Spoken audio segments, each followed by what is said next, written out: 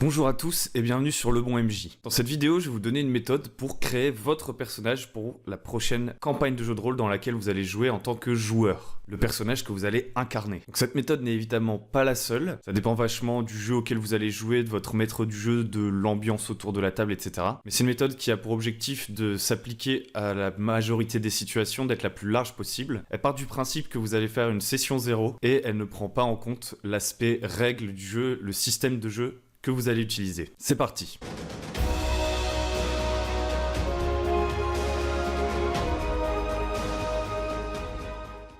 Alors d'abord, qu'est-ce que c'est une session 0 ? Je l'ai mentionné juste avant. En gros, une session 0, c'est une séance où le maître du jeu et les joueurs vont se retrouver avant le début de la campagne, dans laquelle le maître du jeu va présenter l'univers, va en discuter avec ses joueurs, on va parler des attentes de chacun, on va créer le groupe de personnages ensemble. Et la première étape pour créer votre personnage se passe avant la session 0. La première étape, c'est de demander au MJ le genre d'univers dans lequel va se dérouler la campagne et de lui poser quelques questions pertinentes. Votre objectif, en fait, c'est de rassembler le maximum d'informations pour pouvoir commencer à réfléchir au personnage que vous voulez incarner. Donc ici, on va partir du principe qu'on va faire jouer du médiéval fantastique, parce que, désolé pour ceux qui trouvent ça pas très original, mais c'est mon thème préféré. Et donc ce que vous pouvez demander à votre maître du jeu pour commencer à réfléchir à votre personnage, ça va être par exemple, est-ce qu'il y a des races autres que la race humaine ? Est-ce que la race humaine existe ? Est-ce qu'il y a des races majoritaires et minoritaires ? Des races plus rares que d'autres. Ensuite, est-ce qu'il y a des restrictions ?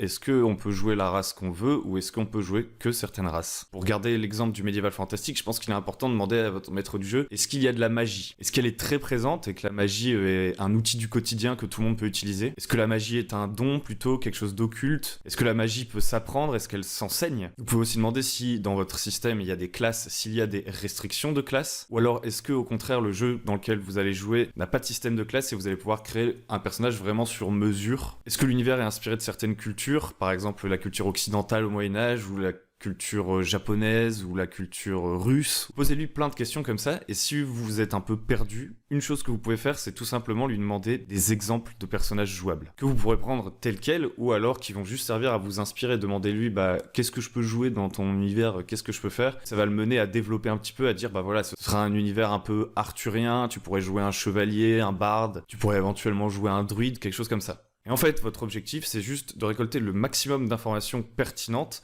pour arriver le soir de la session 0 avec une idée en tête, même si elle peut être très floue. Parce que d'une certaine façon, si le soir de votre session 0, vous arrivez et vous mettez les pieds sous la table, que vous n'avez pas d'idée, ceux qui vont arriver avec des idées, qui savent déjà ce qu'ils veulent faire, risquent de prendre l'ascendant et de choisir en premier, tout simplement. Et puis ça va faire gagner du temps à tout le monde, tout simplement, si vous avez déjà une petite idée. Donc la deuxième étape, évidemment, c'est de réfléchir au rôle que vous voulez incarner. Et si vous avez vraiment aucune idée, ce que vous pouvez faire, c'est éventuellement penser à des personnages de films ou de livres que vous aimez bien, et tout simplement vous en inspirer. Par exemple, j'aime bien Jack Sparrow dans Pirates des Caraïbes. Et du coup, comme mon maître du jeu m'a dit que ça se passerait dans un setting type Donjons et Dragons, je me dis, je pourrais peut-être faire une sorte de voleur. Ça colle bien avec Jack Sparrow. En plus, ça colle bien avec ce que j'ai envie de faire pendant la partie, c'est-à-dire que j'aime bien jouer de manière fourbe, contourner le danger, bluffer, frapper dans le dos, prendre l'avantage avant même que la bataille n'ait commencé. Si la vidéo vous plaît jusque-là, je vous invite à vous abonner, à la liker, à la partager, ça nous aide énormément. Troisième étape, maintenant c'est parti, on est dans la session 0. Vous êtes avec tous les autres joueurs autour de la table et le maître du jeu pour une soirée où on va préparer la campagne. Donc la première étape, à partir du moment où la session 0 va commencer, ça va tout simplement être d'échanger avec les autres joueurs sur le rôle qui se verrait bien incarné, pour éventuellement voir si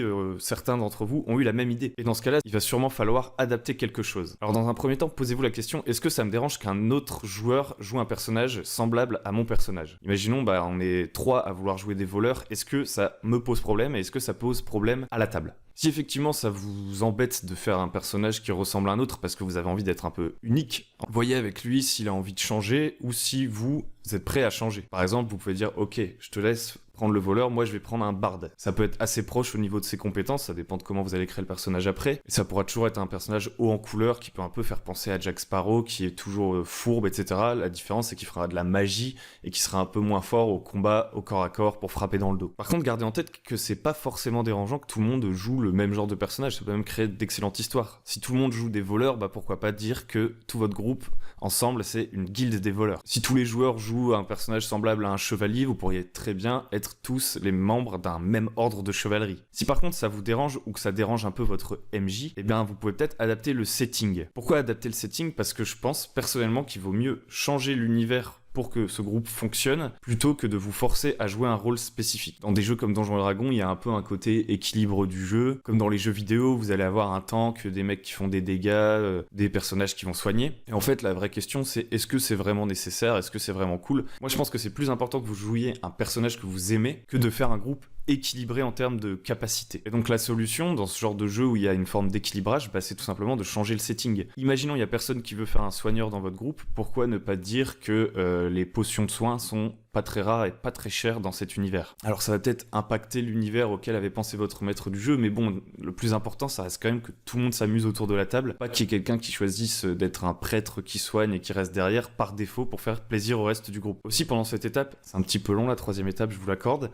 je pense qu'il faut fixer quelques règles claires avant d'entrer en détail dans la création de votre personnage. Il faut que vous sachiez si par exemple dans l'univers il va y avoir du sexisme. Personnellement, il n'y en a pas dans les univers dans lesquels je joue, ou alors en tout cas ça s'applique pas à l'ensemble de l'univers, mais la question peut se poser pour un univers, je sais pas, médiéval, pseudo-historique. Quand même, la place de la femme dans la société n'était pas du tout sur un pied d'égalité avec les hommes. Pareil, si vous choisissez une race minoritaire dans l'univers dans lequel vous allez jouer, il est légitime de demander au maître du jeu si vous risquez, ou du moins votre personnage risque d'être victime de racisme. Alors peut-être qu'il le sera dans un pays et pas dans un autre, mais c'est bon de connaître un peu la tendance générale de la campagne. Est-ce que si je joue un tieflin qui est le descendant d'un démon, je vais être rejeté en permanence, et ça peut me poser problème pendant la partie, j'ai peut-être pas envie de jouer un personnage comme ça, mais j'ai quand même vraiment envie de jouer un tieflin. Du coup, ce que je vous conseille de faire, c'est tout simplement d'en discuter avec votre maître du jeu. Ça va permettre soit de modifier votre choix si le maître du jeu ne veut pas toucher à son univers, soit d'adapter un peu l'univers justement pour que tout le monde puisse jouer le personnage qu'il souhaite. Alors je vais pas m'attarder outre mesure là-dessus parce que ça risque de créer des polémiques qui ne m'intéressent pas du tout, mais je pense que ce sont des choses à garder en tête pour éviter de mauvaises surprises une fois que la campagne a commencé. Donc la quatrième étape, là on commence vraiment à entrer dans la création de votre personnage, consiste à déterminer la personnalité de votre personnage. J'ai déjà parlé de l'importance de tout ça dans 2 vidéos, celle sur les accroches et celle sur pousser vos joueurs à être plus roleplay. Donc je pense que ça c'est une étape vraiment importante, il faut que votre personnage ait un caractère, c'est le plus important. Sa personnalité passe avant son histoire, avant même ses objectifs je pense. Donc déterminer s'il a des peurs, s'il a des défauts ou des qualités,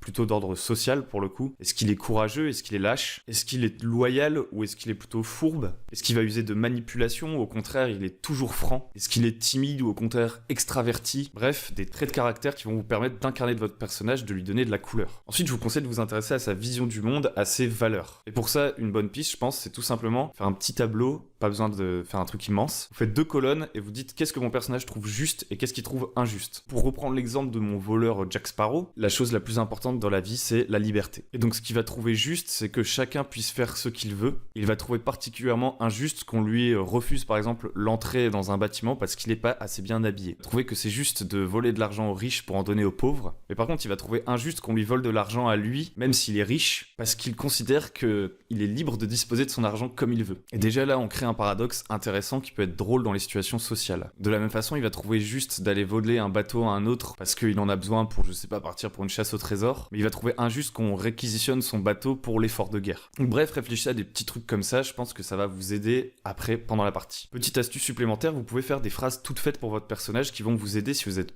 un peu timide ou si vous avez du mal à improviser, à prendre la parole. Par exemple, pour mon personnage de voleur, on pourrait dire qu'à chaque fois qu'il vole un truc et qu'il est pris la main dans le sac, qu'il s'apprête à partir en courant, ils disent « c'est juste un emprunt, je te le rendrai un jour ». Vous pouvez aussi dire qu'il dit « tu me vois plus, tu me vois plus, tu me vois ». J'en sais rien, vous pouvez avoir des idées de toutes sortes, mais mettre quelques idées comme ça de côté, ça va peut-être vous aider le jour J à entrer dans la peau de votre personnage plus rapidement, avec plus de facilité. Et donc je pense que c'est une bonne chose. 5e étape, déterminer les objectifs de votre personnage. Qu'est-ce que votre personnage souhaite accomplir et comment de prime abord compte-t-il le faire? Donc on va dire par exemple que moi, mon Jack Sparrow, il veut devenir le roi des pirates et que pour être le roi des pirates, il faut être le plus riche et que pour être le plus riche, il veut voler de l'argent aux autres. C'est hyper bateau, mais c'est hyper efficace, je pense. C'est très important d'avoir des objectifs comme ça va donner des pistes à votre maître de jeu pour vous accrocher. Il saura que si il veut donner une quête à votre voleur, il faut pas venir lui dire « aimerais-tu aider ton prochain ?» Il faut lui dire « est-ce que tu es intéressé par 20 000 pièces d'or qui sont cachées dans la plus haute tour de la ville ?» Et vous pouvez vous poser des questions supplémentaires, je pense, pour renforcer encore ça. Par exemple, pourquoi votre voleur veut être le roi des pirates. Parce que être le roi des pirates, c'est pas une fin en soi. Peut-être que c'est parce que s'il est roi des pirates, il sait que telle princesse va tomber amoureux de lui, peut-être. Peut-être que c'est juste qu'il a envie de monter dans la hiérarchie et avoir plus de pouvoir, devenir un décisionnaire. Peut-être que c'est parce qu'il y a un de ses amis qui l'a mis au défi d'être un jour un héros, d'être un jour quelqu'un de glorieux, de connu partout dans le monde. Vous pouvez comme ça vous poser quelques petites questions pour imbriquer quelques petits trucs en plus autour de votre personnage. 6e étape, vous allez recouper tout ça avec les autres joueurs. Donc je pense qu'à cette étape, ce qu'il faut, c'est trouver ensemble une bonne raison que vos personnages se connaissent, déterminer quelles sont vos relations avec les autres personnages et quel est le but de votre groupe dans son ensemble. Alors trouver une bonne raison pour que vos personnages se connaissent, ça va aider votre maître du jeu à pas devoir trouver un moyen artificiel de vous mettre tous ensemble comme une prophétie, où vous êtes tous en prison, où vous avez tous accepté la même mission. Il n'est pas du tout une mauvaise solution en soi, mais ça va vous permettre d'avoir un groupe plus cohérent dès le départ, des gens qui veulent travailler main dans la main et qui ont déjà de bonnes raisons de le faire. Et ensuite, faire en sorte que vos personnages se connaissent avant le début de l'aventure, ça permet de créer des relations qui vont peut-être être intéressantes par la suite à développer. Par exemple, il peut y avoir une rivalité entre deux personnages combattants qui en combat vont toujours essayer de faire mieux que l'autre, prendre toujours plus de risques pour amuser la galerie et impressionner le reste du groupe. Il pourrait y avoir par exemple un magicien qui considère que les dieux n'existent pas et que la magie est en fait une science, et un prêtre qui au contraire considère que les pouvoirs qui lui sont conférés lui viennent d'entités supérieures. Il pourrait y avoir comme ça du coup un peu des conflits philosophiques entre ces deux personnages. Et ensuite, je vous conseille de trouver un but commun à votre groupe, d'essayer de le développer un peu ensemble, et si ça tombe, vous allez réussir à rattacher l'objectif de votre personnage à l'objectif général du groupe. 7e étape, peaufiner votre personnage, et là vous allez faire tous les trucs qu'en général on peut vous conseiller de faire en premier. C'est pas gênant si vous les faites en premier, mais pour moi je pense qu'ils sont un peu secondaires. Donc c'est par exemple trouver un nom à votre personnage, décrire son apparence physique, je pense qu'on peut le faire à la fin. Éventuellement vous pouvez développer un peu son histoire passée, inventer quelques personnages qu'il connaît, des PNJ, et essayer de recoller tout ça en discutant avec les autres joueurs à l'histoire du groupe. Par exemple pour notre personnage, on pourrait très bien dire qu'il a eu une enfance difficile, il a grandi dans les rues, et que c'est comme ça qu'il a connu un autre personnage, parce qu'ils étaient tous les deux en fait des enfants des rues. Et vu qu'on pense à un personnage type Jack Sparrow, on peut dire qu'ensuite il a eu une petite carrière de pirate, et qu'il s'est fait virer du bateau parce qu'il volait des parts de butin au reste de l'équipage. Et que du coup, il est un peu détesté par les autres pirates. Tout ça, c'est des petites choses sur lesquelles votre maître de jeu va construire, mais je pense que vous devriez les faire en dernier, sauf si ça vous aide justement, en partant de cette histoire, à créer une personnalité, des valeurs et des objectifs à votre personnage. Parce que pour moi, c'est ça le plus important. Personnalité, valeurs, objectif. Voilà, c'est tout pour cette vidéo. Alors la méthode n'est évidemment pas exhaustive, ne s'appliquera pas à toutes les tables, à toutes les façons de jouer. L'objectif, même si cette vidéo était un peu plus générale, c'était quand même de vous donner quelques conseils concrets qui devraient s'appliquer dans la plupart des cas. Et je pense que c'est bien de temps en temps d'essayer de faire une vidéo qui s'adresse plutôt aux joueurs, peut-être un peu plus généraliste, parce qu'il y a énormément de vidéos pour les maîtres du jeu, mais peu pour les joueurs. Et d'ailleurs, vous pourrez peut-être montrer cette vidéo à vos joueurs avant de commencer votre prochaine campagne. N'hésitez pas à liker la vidéo, à vous abonner, à la partager. Et si vous êtes maître du jeu débutant et que vous avez besoin de conseils plus précis pour vous lancer, je vous conseille de vous rendre sur www.lebonmj.com. C'est notre site web sur lequel vous allez trouver un guide pour les maîtres du jeu débutants avec plein de conseils pour démarrer, trouver des joueurs, etc. Sur ce, je vous souhaite une bonne semaine de confinement et je vous dis à très bientôt sur Le Bon MJ.